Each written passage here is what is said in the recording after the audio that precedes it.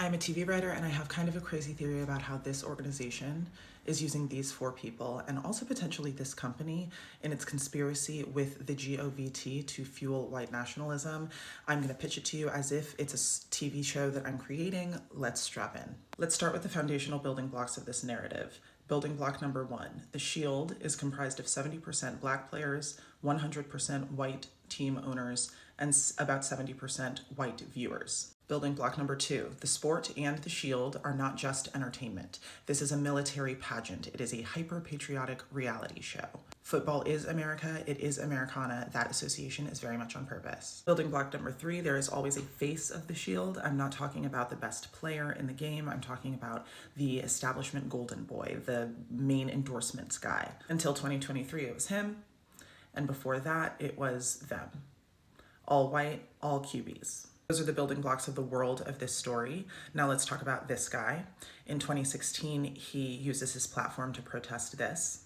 And because the Shield is so closely associated with patriotism and by extension the military, it spins the protest as anti-American. Eventually the protesting player gets released, doesn't get re-signed, but by that point he has aligned himself with this guy. And it seems like this guy is gonna have his back. Until 2019, when that guy makes a deal with this guy who is besties with this guy. The Black Moguls company is now going to be responsible for providing all entertainment for the largest, most watched show in the country. The deal also includes a way less exciting social justice initiative that the Black Moguls company will also be overseeing, and we can assume that that is essentially to pacify the Black audience. The shows are a huge success and majorly upstage the social justice initiative.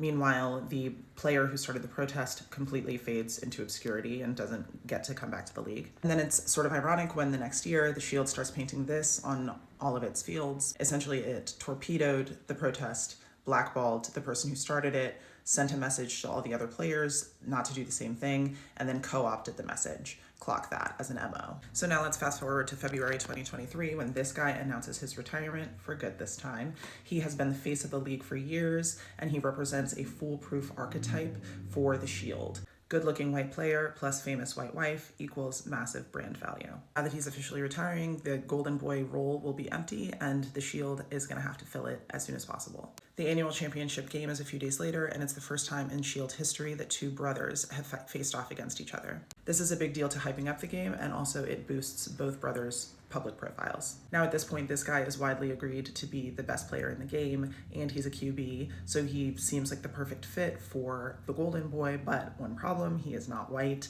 If you're not familiar with the one drop rule, look it up. So at this point, we all know what happens. The Shield chooses to go with the white player who isn't a QB rather than the mixed race one who is. It becomes clear that he's the face of the league when he starts publicly courting the most famous white woman in the world, and it actually works. And it's at this point that his cultural relevance seems just completely astroturfed. Either way, it doesn't really matter though, because the partnership is super lucrative from the beginning. She is going back and forth between tour stops and stadiums to watch him play, which is creating countless viral moments and cultural relevance for her.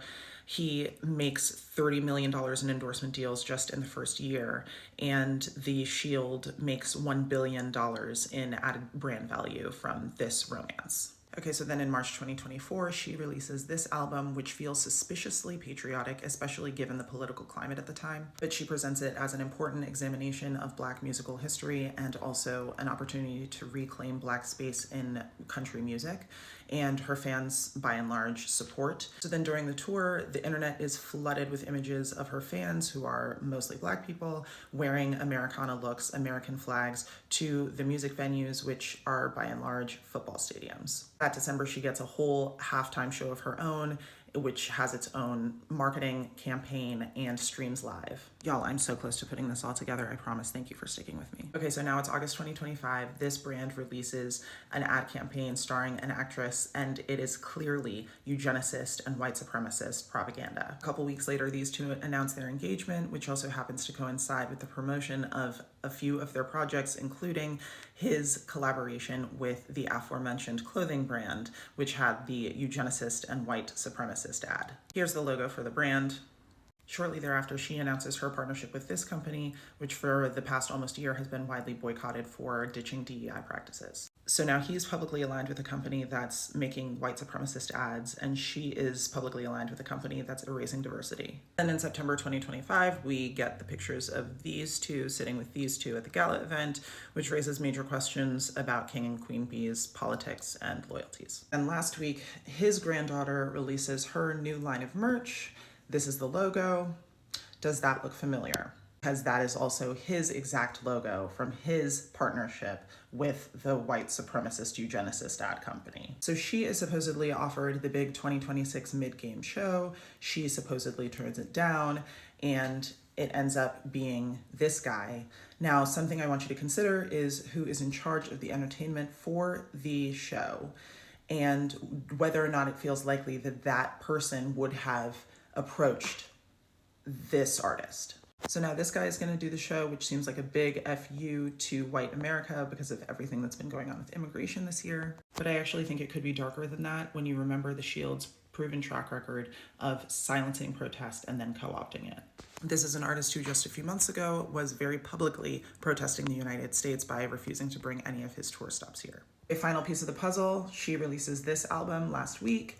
It is filled with racial dog whistles and tradwife / conservative propaganda. Okay, so that's the backstory, world, and characters of our show. Let's get into the season 1 story. So one of the most important things that I need to establish for the audience is how intertwined the Shield is with the government. The Shield is essentially the government's main propaganda arm. And because of that, we'll see how important it is for the Shield to maintain a white face, because the sport is America. When you think of American people, they want you to think of white people. When you think of America, they want you to think of white America. So when season 1 starts, the Shield is already aligned with the Black Mogul, who publicly identifies as being down with the struggle, but is really all about the bottom line. They offer him a deal, exclusive rights to produce the largest live show in the world, as long as he uses his street cred essentially to get seemingly radical artists to perform the mid-game show. Because these artists are guaranteed to inflame the white audience, it will make the audience of color feel like they have power within the league. Meanwhile, the Shield uses its relationship with the Black Mogul to co-opt his own wife. In my series, they incentivize her to release her All-American Americana album by offering her a deal on venue costs because they're all football stadiums, essentially using her to manufacture Black consent for patriotic imagery and, by extension, patriotism itself. The main story arc of the season is the Shield trying to identify and then install a new prince, Golden Boy, face of the league, someone who represents their push towards the alt-right. We'll see everything that goes into not only making that decision, but also brokering the merger between the white football player and white America's sweetheart singer, and how the Shield incentivizes both of them to lean into the white nationalism of it all with their extracurricular projects and brand deals and partnerships. I also think it's going to be really interesting to see the arcs of the two female celebrities who, because they're now aligned with the Shield, are essentially silenced from saying anything anti-war or really political at all. But then we're also, on the flip side of that, going to see how, because they're both billionaires, they're essentially evil irrespective of race, because all they care about at the end of the day is enriching themselves. So season 1 is really about showing how the Shield is like a secret branch of the government, and about the lengths the Shield is willing to go to manufacture its fans' consent to maintain a pro-war, pro-patriarchal, pro-white supremacist status quo.